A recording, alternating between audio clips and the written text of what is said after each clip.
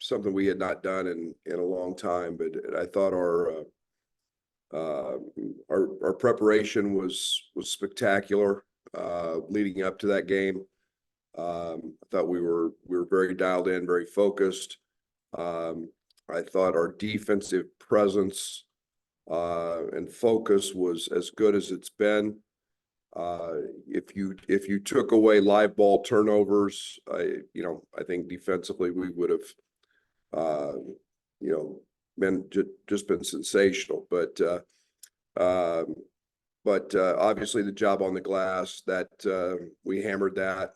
Guys took note, and it's very rare you out-rebound a team like that. So all that put together, along with some pretty good offense and moving the ball and sharing the ball, and obviously Terrence was great in all three facets of the game of on the offensive side, and it's great to see 10 rebounds out of him. So now it's the next challenge, and it is a challenge.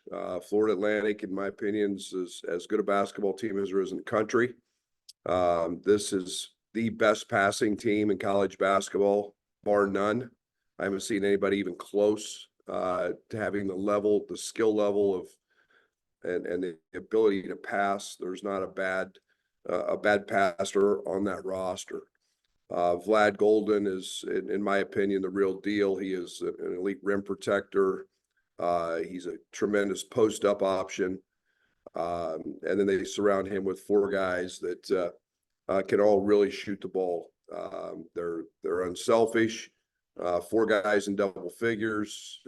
They've got depth, and then you have to score against them. And Vlad does a great job of protecting the rim. This team is very much like Marquette in their connectivity. They're just very connected. They don't make mistakes.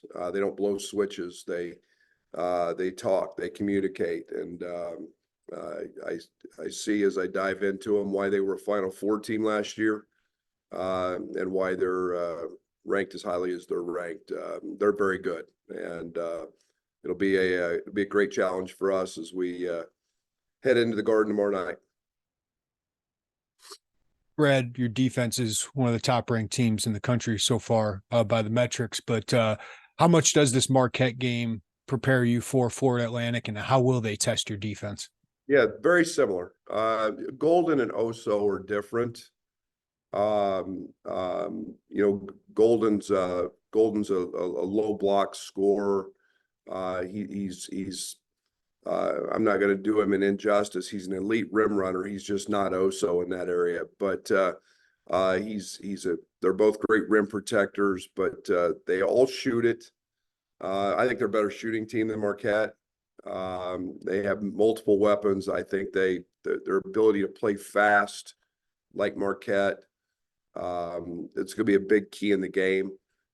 They do an unbelievable job of getting the ball from one side of the floor to the other, making you move, they run a lot of blur screens and actions and try to confuse you, and you get sucked in that paint, and one of those guys is gonna hit you with a three. So our defense will be challenged, and it's one of those things that defense travels, defense wins games, and we're gonna have to be really good tomorrow. Thanks, Coach. What are some keys for your team? We heard about FAU and what they bring to the court. Was there enough time with this quick turnaround to learn some stuff from Rutgers that you can apply to Tuesday night? Yeah, it's a little different game. Every game's got its own identity. I think it's a Florida Atlantic plays faster. They're a team that could score 100 if you don't handle them in transition. Rutgers wasn't that team. I think I think one of the glaring things was our live ball turnovers. We had 4 turnovers in transition that we've got to eliminate.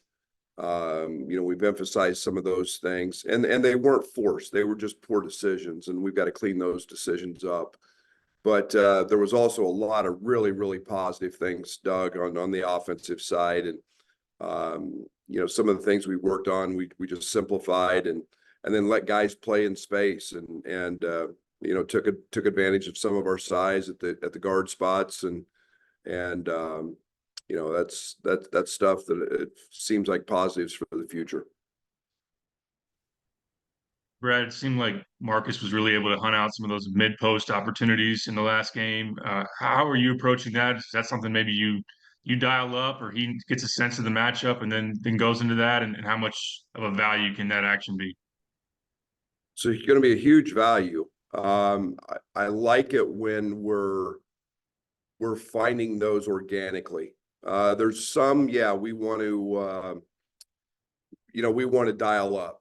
You know, the other night in the Rutgers game, it was very much, I think one of the changes that we came up with was really being able to exploit matchups and putting guys in positions to have to guard, especially during switches. You know, we were very successful in capitalizing on those. Marcus was a big recipient of a lot of those, you know, playing into some post-up opportunities. Ty got a couple. Terrence actually got a couple on the perimeter where he hit jump shots. And so it's that's a real positive thing for the future, but we know how effective he is, you know, 15 feet in, and we've got to keep dialing him up there. But I like the fact he's finding them kind of organically through space. Thanks. Hey, Coach, last week Coleman talked about his knee, and it's probably going to be a long season for him. What was the prognosis after playing a game and some minutes? You know, how is he health-wise moving forward? Yeah, he's good. It's dedication, commitment, and understanding that to play the game, you're going to have some body aches, and you're never going to be 100% healthy, but you have to do everything you can to be as close to that as possible. And for him, he may have it the rest of his career. You know, so you've got to maintain it. You've got to handle it. You've got to spend the time, the hours in recovery and rehab. He's doing that right now. You know, you throw in the fact that Coleman's also had a couple of pretty severe ingrown toenails that he's had removed and been dealing with that as well.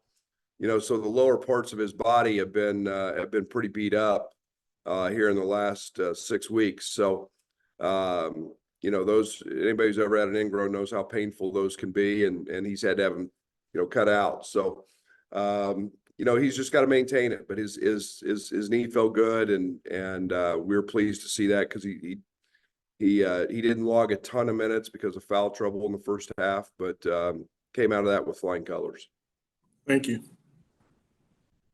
Brad, what'd you like out of your front court depth, specifically maybe getting Imani in a Big Ten road game off the bench like you did the other night? Well, the best thing about it was we got him in the game. You know, I think there's tremendous value in playing and having the opportunity to play in those games. You know, he did some really good things offensively. He made a couple of mistakes defensively.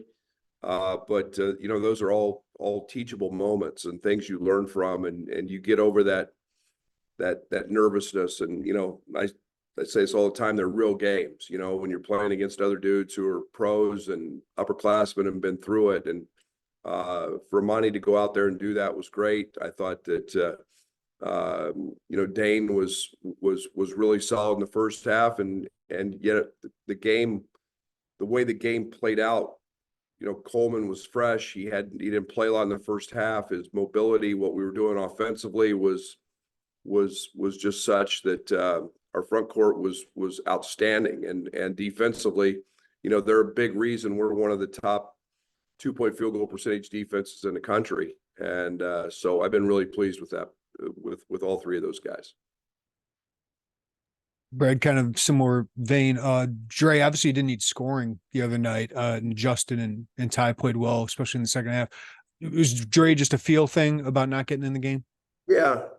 I think there's I think there's a lot of growth sometimes from not playing, and understanding that the preparation leading up to it is as vital and important a piece. Excuse me, guys. is as important as anything. And just the way they play the press, you know, I didn't go in with the mindset he wasn't going to play. It was just kind of the way that it played out. And then, you know, we started exploiting their lack of size with our size, and we just stayed bigger. And, you know, and then Justin was great. Thanks. One of the things about the Rutgers game seemed like to me was the right guys taking the threes. Was that by design? Was it a point of emphasis for you in practice leading up to the game? You know, it was more about the execution and the flow of offense, and we didn't take the contested 18 seconds on the shot clock shot. We drove it, we moved it, we got them in rotations, and we shot those shots in rhythm. And I've said all along, we're a really good shooting team. And when you shoot shots in rhythm like that, you know, they're going to go down. And, you know, we were super efficient in the last 10 seconds of the shot clock. You know, I think we had a 1.4 OER in the last 10 seconds. That gives an opportunity, the defense an opportunity to break down a lot. And we just kept staying with it, and we didn't panic. And I hope that's a sign of growth for us. Brad, I know you were bullish on this team's connectivity going into the year. What have you seen through 7 games when it comes to that, both offensively and defensively? Yeah, still am. I think our ceiling is we haven't even come close. We're starting to see us stack things, rebounding and what we're doing on the defensive end and committing fewer mistakes. And now we're starting to put some things together offensively. You know, you got to start stacking all of those categories to get where we want to go. And I still think we've got a lot of growth. I think we're still in the infancy stage because of Coleman's injury and him being out for a while. I think you know, we still don't have a huge sample size of game time experience with him. But you know, I think Draven's going to be a guy that's going to impact us. Obviously, Nico, his injury has set us back a little bit, but I just think there's a lot of room to continue to grow, and you know, we've got a big ceiling, and I like that. Thanks. Okay, Matt, you'll finish us up. Go ahead. Brad, not to suggest you didn't shoot it well at Rutgers, but what makes this team a little bit different to where maybe you can survive even on the road and in Big Ten, you know, offensive nights and shooting nights that you don't make as many, and defensively, what makes this team different this year?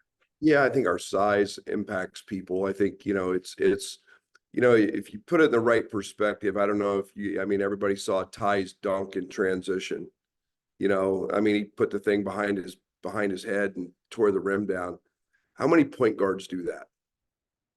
You know, I mean, there's a 6'6", 6'7" point guard that's really athletic that you know, is an elite defender. And, you know, and I've said this many times, Terrence is the best in the country, in my opinion. You'd be hard pressed to find a better defender. So you had Quincy, you know, who's turned into just a stopper in practice. I mean, every day he wants to guard Terrence, he wants to guard Draven, he wants to take that challenge on himself. And you know, now we've you know, Luke's been phenomenal. So you know, you start putting those pieces together, and we say it all the time, defense has to travel, and you win championships with defense, you win games with offense. And rebounding's another one. And as we collectively grow our toughness, you know, that's how we have to win. We have to, you know, some nights it's not going to be pretty, and some nights it'll be mucked up, and that's fine. We have to muck up a game to figure it out how to win. But I like our size, our athleticism, and we're collectively as a team becoming quite a bit tougher. Okay, that'll wrap us up. Thanks everybody for joining us. Thanks, guys. Coach, appreciate it.